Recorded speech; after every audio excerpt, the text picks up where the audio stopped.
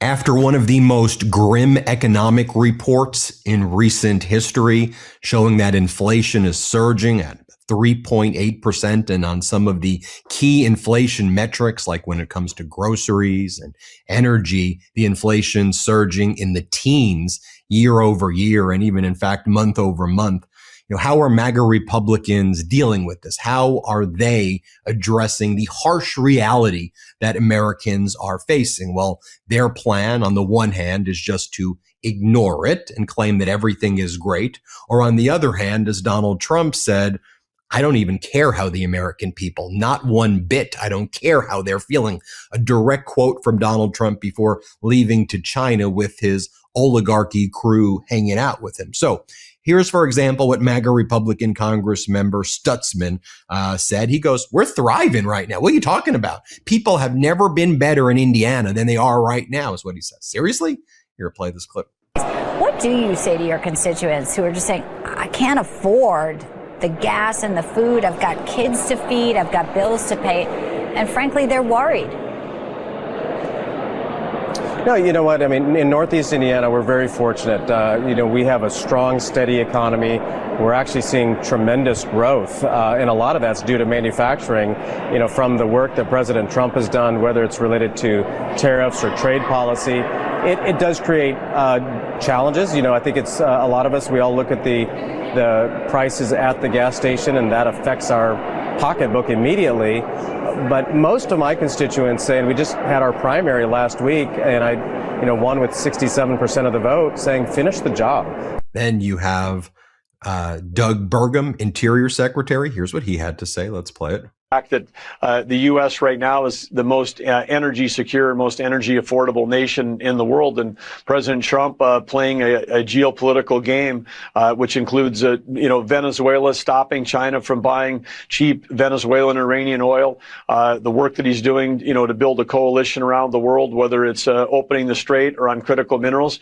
Heading into the summit this week, President Trump's in the strongest position of any U.S. leader ever going into a discussion with China. Whether it's opening up the strait, it was open before the catastrophic war in Iran, and now it's closed.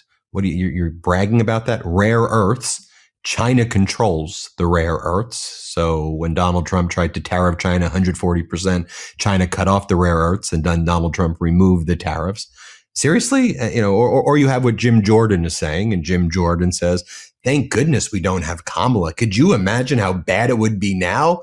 Thank God we have Trump. Are we watching what's happening right now? Here, play this clip. Trump makes decisions that are in the best interest of our country. He's going to do things that benefit the United States of America, and that is his focus. And thank goodness we have him on the world stage. Thank goodness he's our president doing these negotiations. And frankly, not Kamala Harris, because Lord knows what she'd be up to if she was there. So, well, what's Donald Trump up to? Here's what he said. Let's play this clip. When you're negotiating with Iran, Mr. President, to what extent are Americans' financial situations motivating you to make a deal? Not even a little bit. The only thing that matters when I'm talking about Iran, they can't have a nuclear weapon. I don't think about Americans' financial situation. I don't think about anybody. I think about one thing. We cannot let Iran have a nuclear weapon. That's all. And we're joined by Governor Andy Beshear. Governor, so I just showed you, what Trump was saying, what these MAGA Republicans saying. What's your reaction to all of that, Governor? My reaction is the president finally said something that was true. He said he does not care about the financial situation of the American people. And you know what? The way he governs shows it. The Trump economy is a failure. And the only failure that rivals the Trump economy is the Trump foreign policy. You look at the imposition of tariffs. Americans have paid 90% of them. It's been a tax by the president that has made everything cost more. His war with Iran, which he and he alone chose to go into, has skyrocketed the price of not just gasoline, but diesel, making everything more expensive. Every good we ship across the country now costs more. Going to see your family, if you got to take a plane trip, costs a lot more. He won't help to reduce the price of housing through so many different levers he could pull. Why? Because he says we're not working hard enough. And now he's telling us that our kids have too many toys. But hey, at least he said something true. He doesn't care about the American people. We're seeing the surge in gas prices, which is part of why we see inflation surging. In a state like Kentucky, it's not just that we should be focusing on the gas prices. We got to also be focusing on the diesel.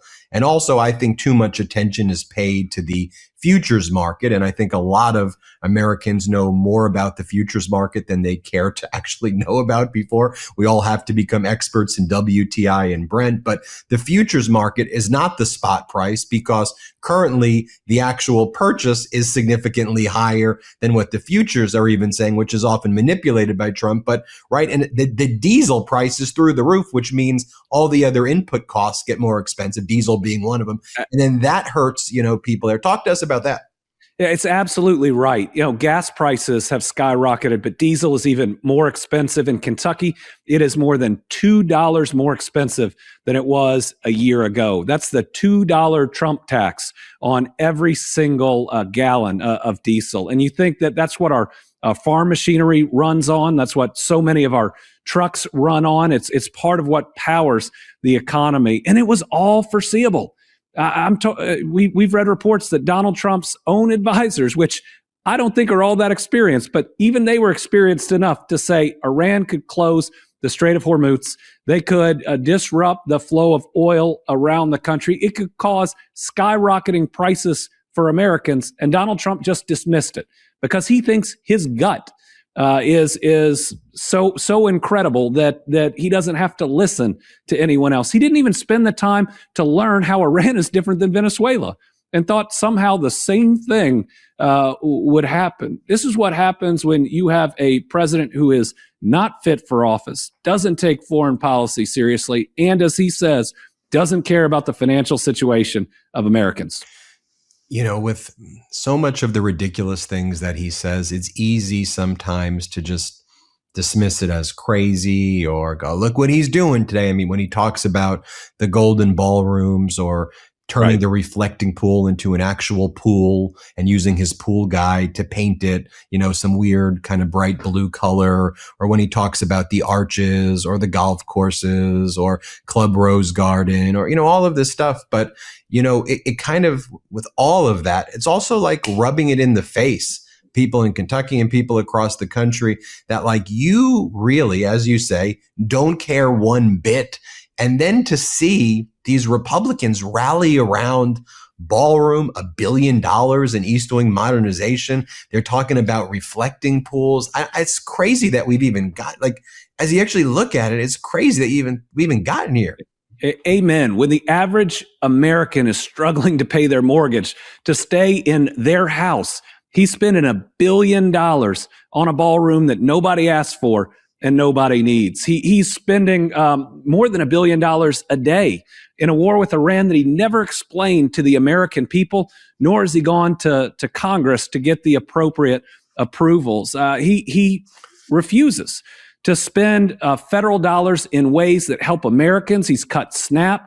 He's cutting Medicaid. He's going to decimate rural health care. He refused to extend the tax credits on the ACA so people could afford health care. But man, will he spend money on himself or his projects or his war. It is rubbing it in the face of Americans. He's saying he's better than us. And guess what? He is absolutely not. I have a question for you. I mean, as a governor with national notoriety, what do you think it is about, though, Trump, where, like last night, he posted right around 1 a.m. in the morning, 50, 60 posts, some of the most heinous things. Arrest Obama for treason. He posted QAnon stuff, which is an actual death cult.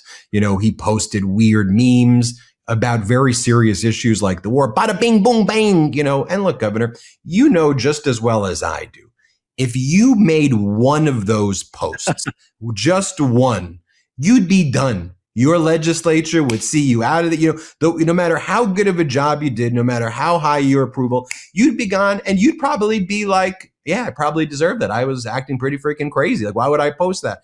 So what is it though about this? How, to me, it's not even a political thing. To me, it's like adult behavior, leadership, competence. Like, why does no one report on? I mean, we report on it all the time here, but like, why is it? Just let him do it. Why? We're grown-ups. We're adults. Damn it. What that? That's what I keep on reflecting on. Like, why are we here? Let me add a worry to that too, is that, my kids are teenagers. They've only seen a couple of presidents. And there's a lot of kids out there that this may be the only president they've really watched. There is a concern that this is the normal to them, that they could believe they're supposed to get their entertainment, their drama from the federal government, which I think is the exact opposite of what we should all want.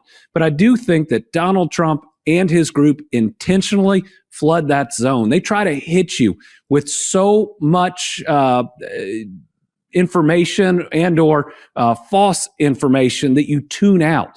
I think that they are relying on Americans just saying, I can't handle this for my mental health, and turning it off, because that then lets them and their cronies engage in the type of action and corruption that we're seeing right now. They want us to feel powerless, and we are not. And that's why these midterms are so important. We control the House as Democrats, and hopefully even the Senate. There's that opportunity to really push back, to say no more of this, because sadly, our Republican congressmen and women, they no longer follow that oath of office. They are not standing up for the Constitution. They are not doing their job. And that's not just them violating their duty as an American, as somebody who took that oath, but a lot of them put their hand on a Bible when they did it. And I hope they go home and put their head on their pillow at night and say, I promise something to both the people of America and their God, and they are not fulfilling either of those promises. Yeah, I mean, it's such a good point about, your kids, and if they've only seen Trump 1, yes, and MAGA go after Biden the way he did, and then Trump 2, they don't remember that actually in the past, a lot of these pieces of legislation that are now being gutted by this right-wing Supreme Court were passed on a bipartisan basis, including campaign finance reform. You would have McCain-Feingold, the Civil Rights Act of 1964, the Voting Rights Act of 65. These were bipartisan pieces of legislation where Democrats and Republicans came together and said, hey, this is what's good for this country. And people don't realize that even existed. When I teach, and I'll let you have the final word before I go. When I teach at USC in my undergrad class, I asked them, I said, who thinks that we could pass the Civil Rights Act or the Voting Rights Act or Title IX or any of this today? Not a single person raises their hand. And I go, doesn't that worry you that your grandparents, because the grandparents at this point, were able to get that? And now you go, no chance. We could barely get a funding bill through, without MAGA Republicans wanting to, cause, chaos.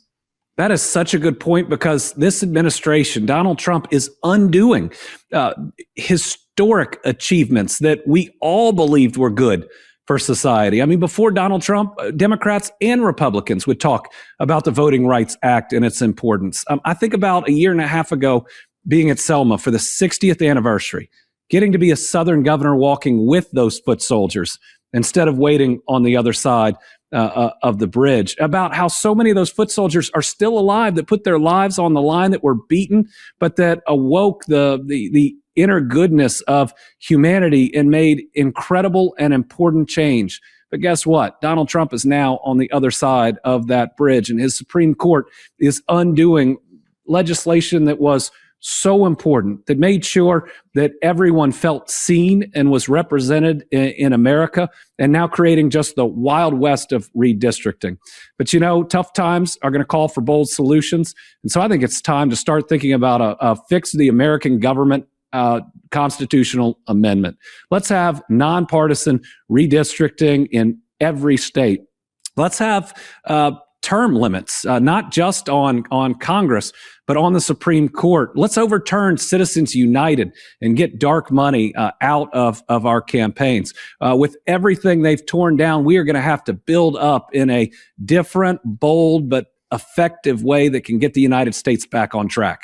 Yeah, it's such a great point. What I talk a lot on the show about is how, our contract, as great and as ahead of its time as it was, it relies on good faith and fair dealing like a lot of contracts. So when you have someone like Trump who's torn up contracts his whole life, you see where he finds the gaps and the holes on the ultimate contract, the Constitution.